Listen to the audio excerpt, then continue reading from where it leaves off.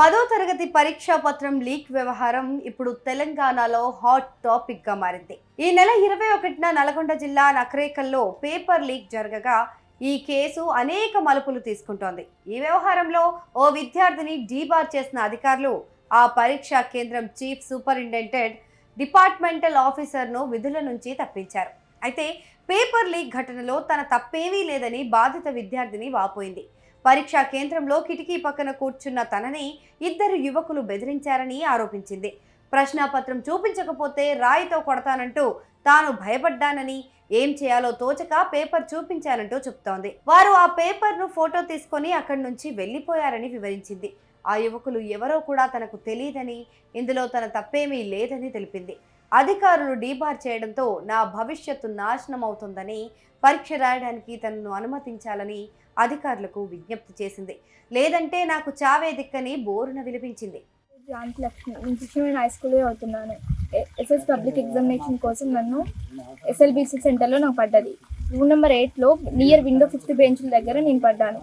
అక్కడ ఉన్న ఒకసేపు మేడం ఓఎంఆర్ షీట్ అని క్వశ్చన్ పేపర్ ఇచ్చిన తర్వాత ఒక అన్ఎక్స్పెక్టెడ్ వ్యక్తి వచ్చి ఆ ఫోటో తీసుకోవడం జరిగింది. అది ఆ టైంలో ఎలా జరిగిందో భయపెట్టించింది, బాగా భయపెట్టించి ఆ టైంలో నాకు ఏం చేయాలో కూడా అర్థం కాని ఫోటో తీసుకుని వెళ్ళారు. ఆ తర్వాత నేను తెలుగు ఎగ్జామ్ రాసుకుని రాగానే ఇంటికి వచ్చిన 1-2 అవర్స్ లోపల పోలీసు వాళ్ళు వచ్చారు. మాల్ ప్రాక్టీస్ చేస్తావు, అది చేస్తావు అని చాలా మాట్లాడారు.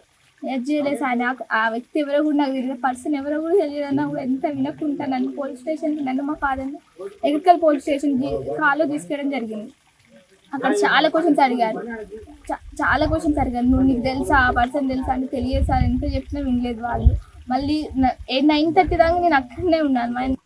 పోలీస్ వాళ్ళు 9:30 దాకా నన్ను మా ఫాదర్ని కూర్చోబెట్టారు. తర్వాత ఒక 10 దాకా 10:30కి నేను మా ఇంటికి వచ్చేసాను. నేను వచ్చిన తర్వాత వాళ్ళు ఏం భరోసా ఇచ్చారంటే, మీరు ఏం కాదు, ఎగ్జామ్స్కి ఏ ప్రాబ్లం ఉండదు, మీరు అన్ని ఎగ్జామ్స్ రాసుకోవచ్చు, జస్ట్ విచారణ కోసం మీరు ఇంటికి పోలీస్ స్టేషన్ తీసుకురావాలని చెప్పారు. విచారణ కోసం ఏం కాదు, ఎగ్జామ్స్ అన్నీ రాసుకోవచ్చు అని నాకు మా ఫాదర్కి భరోసా ఇచ్చి పంపించారు.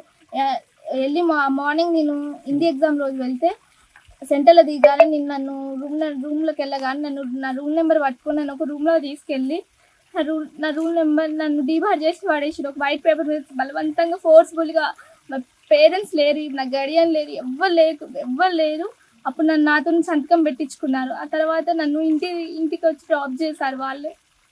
ప్లీజ్ నన్ను అధికారులు, కలెక్టర్ గారు, డిఎస్పీ వాళ్ళు నాకు న్యాయం చేయాలని కోరుకుంటాను. 13 years లైఫ్ నాది, జస్ట్ ఒక లాస్ట్ స్టేజ్ నాది. ఒక్కసారి నేను వెళ్తే నాకు ఫర్దర్ స్టడీస్ చాలా హెల్ప్ అవుతుంది. ప్లీజ్ నాకు ఈ 10th పోతే నాకు బతకాలని కూడా లేదు, నాకు సూసైడ్ తప్ప వేరే ఆలోచన కూడా లేదు నాకు ఇప్పుడు.